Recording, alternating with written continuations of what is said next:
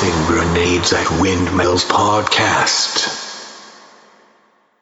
Welcome to the Tossing Grenades at Windmills podcast. I'm Rhombus Tix. This is Chapter 14 of Micronation. Chapter 14, Journey. I was at a loss of what to do, so I took stock in my options. I had a small bit of gear from a spy catalog. I could try to go back to Fleur. That would take me rather easily, but getting there might be hard. It really depended on whether or not Colonel Salamander had the rest of the federal government behind him. I could also meet with him, find out what he wanted, and potentially give it to him. This didn't strike me as a very good idea. I had already seen the fact that the government was willing to completely ignore the rule of law and lock me up in a secret prison. The next option was to run and hide. I had hidden fairly well at this point, but I hadn't really taken the trouble to remove myself from the face of the earth. That was getting harder and harder to do these days. I really didn't want to live in a cave for the rest of my life. I decided to approach the problem logically. I was not a spy, a soldier, or a military savant. Despite pretense to the contrary, I wasn't a politician either. I needed expert advice, but who could I trust? There really wasn't anyone. I knew Amberlove was a good person, but either she had been recruited or she was being watched. Family was distant and uncaring, and the poor, beleaguered, brainwashed girl or prow was not going to give me any useful advice. None of them could be contacted safely anyway. I did some internet searches and tried to read some very generic policy or historical data. About the most applicable information I could find was very generic military theory, which said that the best defense was a good offense. That made sense. I had been reacting so long, I'd never thought about acting. But what was I going to do as an action? I had very few resources, and not much. Or I had a few resources, but not much. I certainly had nothing compared to those that were trying to use me. I considered using them in turn, but they both knew far more about what was going on than I did. Well then, that made sense. I needed information. I needed to know more about the situation than they did. The question then became rather easier to answer. There were all kinds of people willing to give me their version of events, but to get the truth, the real truth, I had to observe them unawares. I had to spy on their secret deeds and hidden files. In short, I had to do what they had been doing to me for years. I am not James Bond. I was not going to be able to sneak into a maximum security area and retrieve information that they kept locked away. But that was not the end of the matter. My years as a technical writer had taught me that generally the world is a place of lowered expectations. Most organizations were highly bureaucratic in nature, and if you knew the right place to look, you could find a treasure trove of information. You couldn't get all the information you wanted by connecting the dots or inferences, of course, but you could gather a great deal. Still, Fleur might have some vulnerabilities, but it was a fishbowl. I was a major celebrity there, and I also wanted as little to do with them as possible. On the other hand, a military base was a much bigger place. A fake uniform wouldn't be that hard to acquire. The problem there was I didn't know if Colonel Salamander had alerted the rest of the government to the fact that he was looking for me. Getting caught on the base would do his work for him, and I'd be facing federal charges. That was not something I really cared to repeat. For the moment, I was at a dead end, but then the idea occurred to me. Colonel Salamander probably lived in a house off base. No one could keep secrets from everyone without having complications. If Colonel Salamander was not part of either conspiracy like he said he was, could he really afford to keep sensitive material at the base? Given the fact that the government didn't seem to be able to keep track of its own laptops, maybe I was wrong. But while caution was a very good thing, I had long since given up trying to plan out absolutely every contingency. You couldn't. You could only plan for the likely or worst case scenario. And for me, spending any more time in prison was indeed the worst case scenario.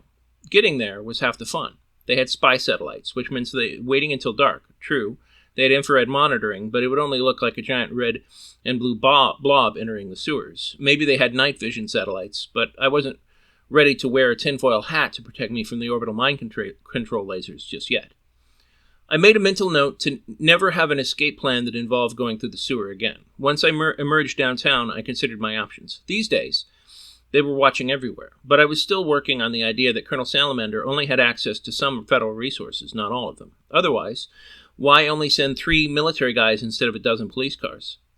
My first instinct was the bus station, but I crushed that. Renting a car was out of the question without a card, but driving was a good idea. But I felt I had a better use of my resources than paying for cash for a car. Airports were the places with the most surveillance, and I worked for a company that helped make facial recognition software, so I knew what it could do. So I went by train. Yes, there were still cameras, and I even showed them my ID and gave them my real name, but I paid in cash. My name probably did go in some central database somewhere, but remember what I said about the nature of the federal bureaucracy. It would take them a while to move that data to a central data clearinghouse. The federal train system was one of the oldest and most inefficient government agencies in the country. I wasn't supremely worried. No more than usual, anyway. I can't say it wasn't nice, though. It was a very leisurely way to travel. No one had time for that kind of lack of speed anymore. It gave me lots of time to think. I wasn't entirely sure about all my plans, but I felt better at least. The wind had blown all the leaves off the trees, and one of the passengers mentioned that the first snows would probably come in a few weeks. It was beautiful country.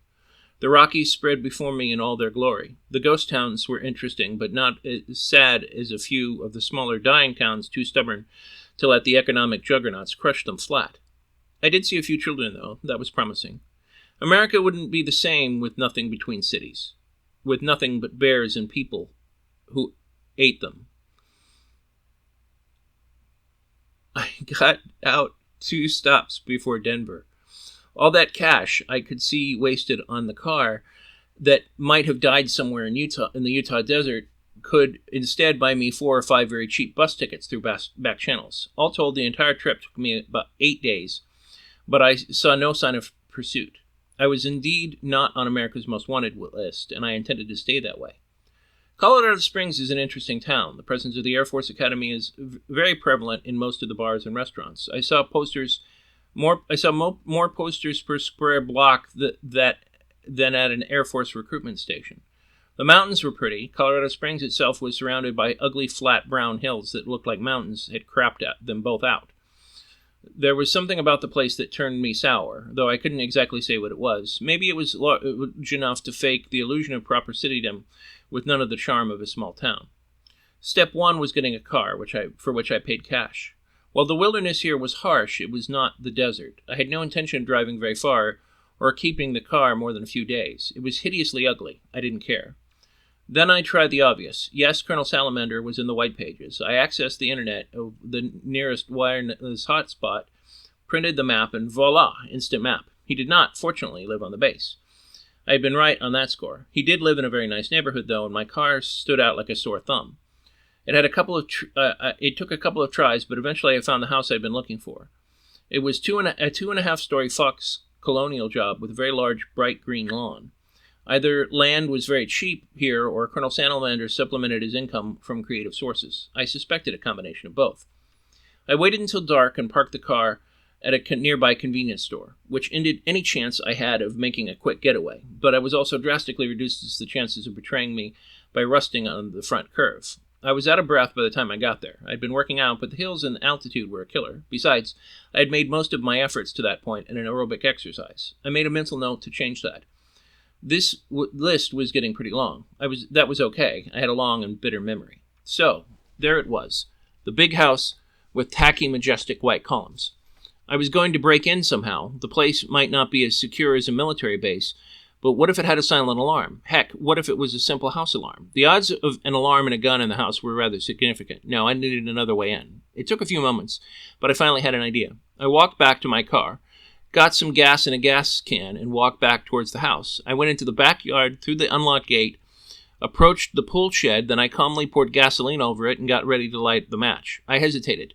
The family of this man might not know anything. Did I really want to drag them into this? Then I remembered the brainwashed woman who had thrown herself at me. These people might not believe her, but I still didn't know if I could trust them. I needed information from a source I thought they were unlikely to be obscuring. I lit the match. The whole thing lit up quickly, creating a wonderful cloud of smoke. It took a few minutes, but enough of the smoke alarms inside of the house began to go off and the lights began to come on. People began to come out of their homes looking stupefied by the fire.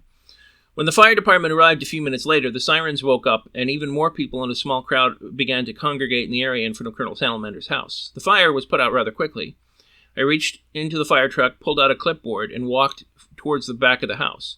I waited patiently when their backs were turned, snuck in the back way. The house was very richly furnished, and with some very interesting things from faraway foreign places on the walls, but I could take no time to look at them. I carefully went around and looked at the stairs. There was no one there.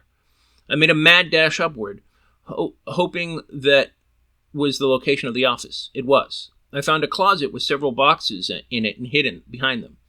It was only after the fact that I realized if they had a dog, I was screwed.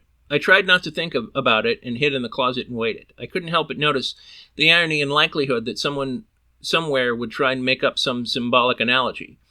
I'd have hid under the bed if there was one. What was that symbolic for? My inner struggle? Time passed. Eventually the crowd went away. I could hear the cars drive off and the people move up the stairs. There was more muffled talking from the family. I could make out a few I love yous whispered with I love you too. Apparently, I had created a family bonding moment. Family counselors take note. Then I waited and waited more. I tried to decide exactly what my plan was. That, and I still realized how creepy all of this was, but I had to get the information I needed. Most of it was going to be on the family computer. More time passed. I could see through the cracks in the closet door that dawn had come. I didn't dare sleep because I snore. I didn't even want to think about what would happen if they caught me. Eventually, people got up. I could hear water running and multiple sets of steps of people walking back and forth down the hall. There were children, but I could not tell how many. Eventually, things quieted down. I heard a car drive away. Presumably, Colonel Salamander had gone back to work. Then a second car left. I listened. Nothing. I carefully opened the door to the closet and looked out. It was only then that I saw the second flaw in my plan manifested itself. One could spend forever dwelling on what might have been. It wasn't productive. Taking a chance, I rushed over to the computer. It had required a password to log in, but the children's access was wide open. It looked like the password was merely there to keep the kids out of the adult files. Now look, I'm no master hacker, far from it, but I can research and research very well, thank you. You would be amazed at the tools agents of chaos have distributed over the net to lower the barrier entering secured areas. Of course, most of all those carry backdoors that compromise the security of the person trying to use them, often sending vital personal data to people who knew how to use your financial assets better than you did. I got in, and I used the search routine I created to snatch and grab a copy of files I thought might be useful, and then I transferred them to my thumb drive. I didn't intend to look at those here. Time for phase 2. I logged out and put the jump drive in my pocket and crept towards the door. After listening very carefully, I decided that there was no one home. I entered the master bedroom and planted a tiny bug from my pocket behind one of the paintings hanging on the wall. The range of the bug was very, very short. I would have to stay in the house while I listened, or at least stay nearby. I planted another one in the hall. I saw no reason to waste the last two in one of the children's rooms. I carefully crept down the stairs, which groaned very loudly. Behold, my ninja stealth. After that, I decided the speed was my ally and planted one behind the flat-screen TV and the last one in the pepper bottle in the kitchen. The most important task completed, I had a look around the home. I had worked as a door-to-door salesman for a month in college. I hated the job more than technical writing and was awful at it. I didn't sell a thing, but one thing I did learn was that you could learn a lot by someone looking around the house. No plan was perfect, but I had worn gloves and kept my prints from getting everywhere. I got my first good look at the house. The movies in the TV room were a standard mix of family movies and a few romantic comedies. The walls held a wide variety of military history books and dozens of military history videos, nothing really unusual or unexpected. The family photos showed 5 children, though it looked like 3 had grown up and had families of their own. There were a number of political books on the shelf, most of which were sympathetic to or written by President Hamburger, but there was a surprising number from the loyal opposition as well. Was it researched? Still, all fairly pretty pedestrian fare. When I turned to the hallway in front of the stairs, I did see something unusual. There were pictures of children, almost 100 of them, staring at me with bright, creepy little eyes. It was hard to say why, but one could tell they were in pain, a great deal of pain, pain such as the rest of the world will never truly know. It was the garage door that saved me, snapping me from my silent reverie. The garage was right under the stairs, so I had no time to enter my previous hiding place.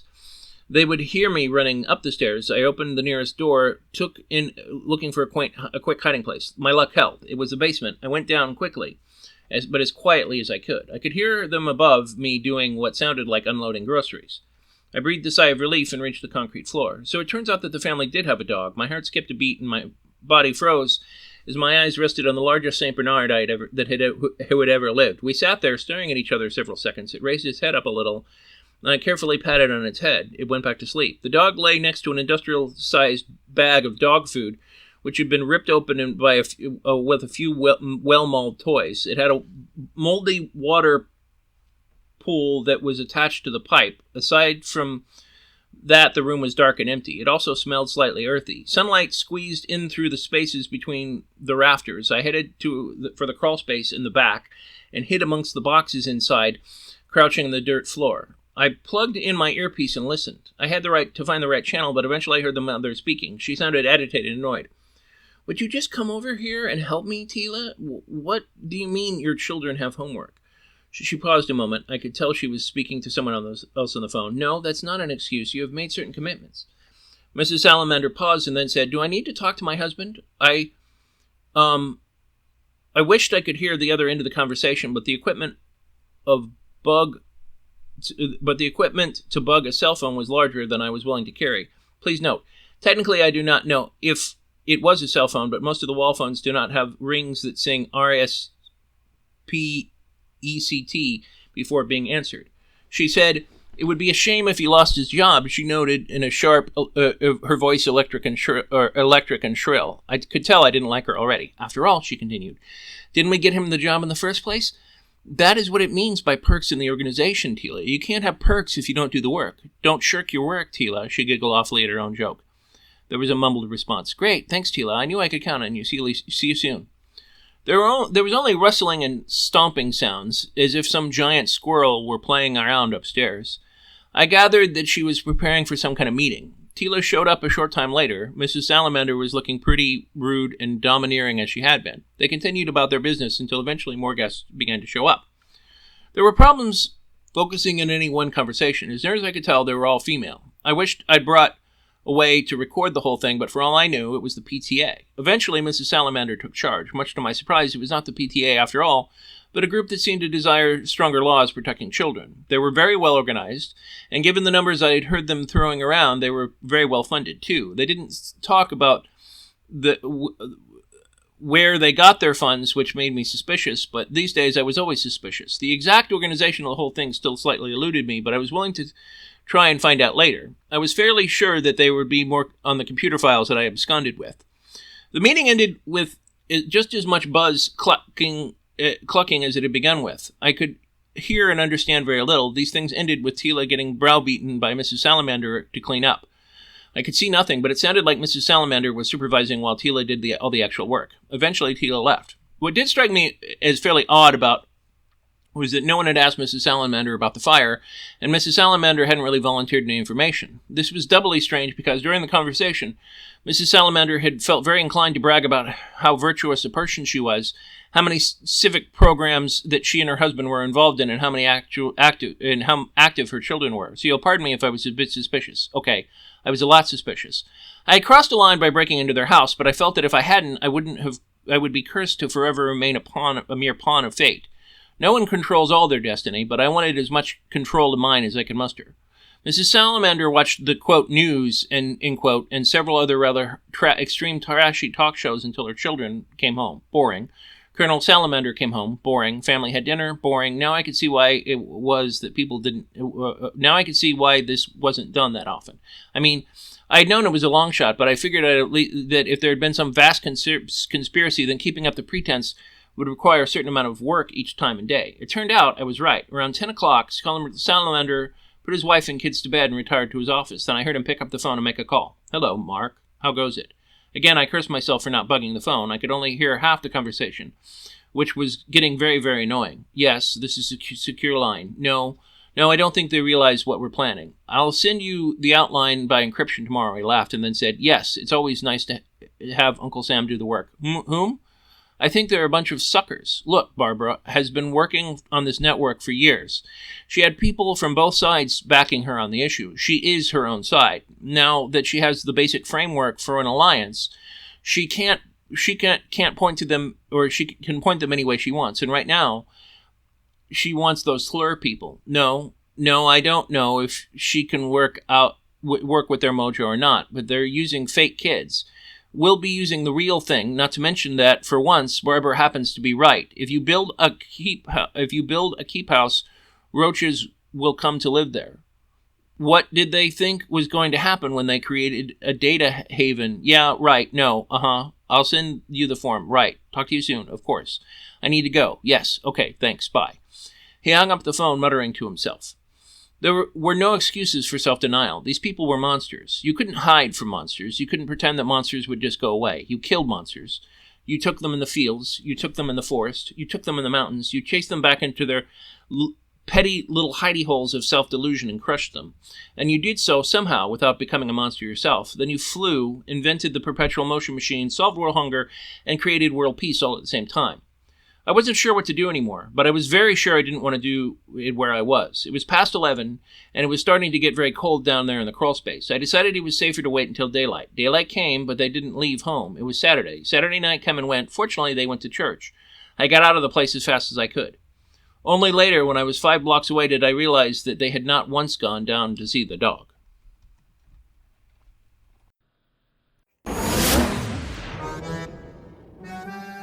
This has been the Tossing Grenades at Windmills podcast. Buy my book, Have Name Will Travel, at Amazon and other markets. RedAnvilCreative.com contains all our podcasts. Copyright 2022!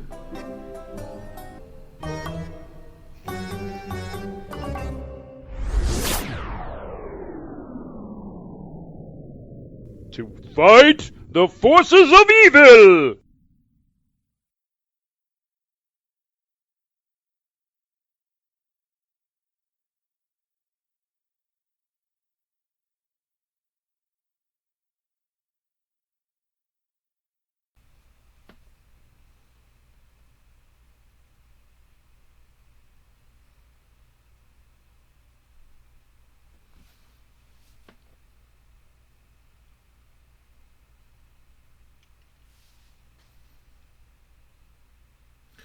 Welcome to the secret commentary after each chapter. By now, if you're actually listening to these, I'm assuming that it's some distant future historian that took interest because I got killed by a famous serial killer or something.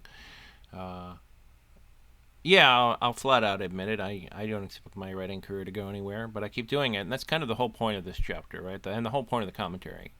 And the extremely unlikely event that someone somewhere is learning lessons from me on writing, which is, again, I'll flat out admit, highly unlikely at this point. This chapter is the best lesson for me on writing, and it's clearly not the chapter itself. I'll start with the easy stuff. So, no, actually, I'll start with the most important lesson, newspaper style. So, the most important lesson for this is keep going.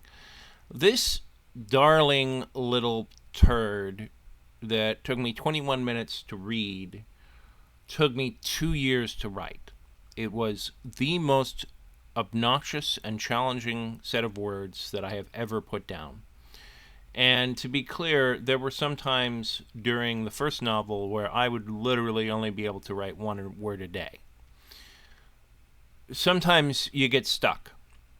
And I was really stuck on this chapter. It was primarily because of how many times I had to redo the first novel, which was basically 4 times. And I'll save that mostly for the commentary on the first novel. But suffice to say that I had to edit and edit and edit, and I still knew it wasn't quite good. I'm probably never going to publish for sale the first novel. I did very briefly under a pseudonym. It's gone. I doubt anybody bought it. I think there were like 1 or 2 people. I assure you there were no lost copies, certainly no lost physical copies anywhere of this book or the first book. And frankly, I don't think any amount of editing can save them. As I mentioned in the earlier chapters, at some point I may consider rewriting it, but between Lasers Against the Dark Lord and Eternally or Forever West and the 5 to 9 Inglemia books I mean to write, this is a I could literally make up a better series from scratch than that trio. Eventually, I will visit Finland, and maybe Finland will inspire me, like I originally thought, to rewrite this series of books. Right? If people actually start being interested in my stuff, I can write 2,000 words in an hour. Right? I can bang out words like the hack I am, but I'm entirely self-motivated, and that's what the purpose of this commentary, and to a certain degree, this chapter is why I did the commentary on the book at all. And that is, there is no substitute for writing, right? The only thing that separates me from a number of very talented people who are better than I am at writing, and me, is that I keep writing. That's it. I keep at it. And that is a simple enough secret, but hard enough to do, especially when you're self-published. By all sane standards, I should not be writing anymore. I've had actual professionals tell me to just pack it up and go home. That I paid money to tell me that too, and they did, and I'm still writing. Somehow, I'm still writing. Anywho, let me tell you why this chapter sucks. So, I think the biggest problem is that I wanted Chester / Watson to be clever, and he is. But there are all kinds of problems, right? Okay, so I wanted the family to look like monsters, so they keep the dog in the basement all the time. Okay, fine. The dog is extremely starving for social commentary. Fine. I have owned a dog. The thing is that at the time there was a lot about dog behavior, even having owned a dog that I didn't know, such as if you have a dog in the basement, if that dog is unhappy, unless you literally beat that dog and condition it to never make a sound, which, okay, these guys are assholes, so maybe they could do that. Even then, it's not going to be quiet when it sees somebody it doesn't recognize. I mean, the dumber or the more mental damage the dog has, the louder it is. And barking at things they don't understand is literally hardwired into dogs. And if I wanted to describe the fact that this dog had been conditioned to never make noise, right, then it should whimper or something and have, like, physical marks of abuse on it to just demonstrate how much these people are monsters, despite my clever little thing at the end revealing that, on top of the other things, it revealed how much of these people were monsters. Anyway, long story short, the dog is a problem. But, okay, maybe you could ignore the dog. Some other problems are the fact that, okay, while it is true that Amtrak is not as well surveilled as airports, including at the time I wrote this, the database is. And, okay, again, a miner's, if the Department of Forestry Service is trying to track you, even if they have access to every database that the FBI or the Department of Homeland Security does, which I doubt, but let's pretend they did, yes, Chester's theory that it would take time for them to all sync up by the time he got on and off the train is flawed. But frankly, the problem with that is that these people are sophisticated enough to be able to create AI and memes and advanced tech on their own. These are the people that supposedly somebody in the government said, okay, here's this cabal of people who have ultra tech. I want you to scout them out, reverse engineer their tech, and make sure that it works and they work for us, or that we have a defense for it. That part is totally plausible for a superpower, even a minor power, to do. But you're not going to put the stupidest people you have on it, and you're going to make sure that they have resources. So somebody that's trying to track a lead, in this case, is going to make sure that they are able to track Chester. Now, you've probably seen in movies like cop shows where they'll come up with some fake idea to track somebody, and that does not happen with Chester. But it could have they could have said he's wanted for, heck, just as a witness, and the FBI will put out a bolo, an all points bulletin to track somebody down. So basically, when I wrote this chapter, I thought I was being very clever and I was informed, and part of it is, but one of the advantages and disadvantages as you get older is you learn more things and you learn more about the way the world works. And that also, by the way, speaks to the fact that you should research what you write. And I did some research with this, but mostly I worked on my own knowledge. And the reason you need to do that is if you have a reader who's informed about firearms, for example, and you have somebody, shooting guns with unlimited ammo with no recoil and never checking the safety or using the safety, then that's going to completely throw them out of your story, right? Immersion and the suspension of disbelief is critical to any fiction writer. So ignoring that is a problem. Ignore it at your peril. There were a couple other things that leaped out to me that I don't recall. There's a reason I sleep overnight when I do the commentary on this, to be as objective as possible. But I thought it was terrible at the time, and I still think it's terrible. The whole book is terrible. And the main reason is because there's too many characters, too many arcs. I focus on the wrong things.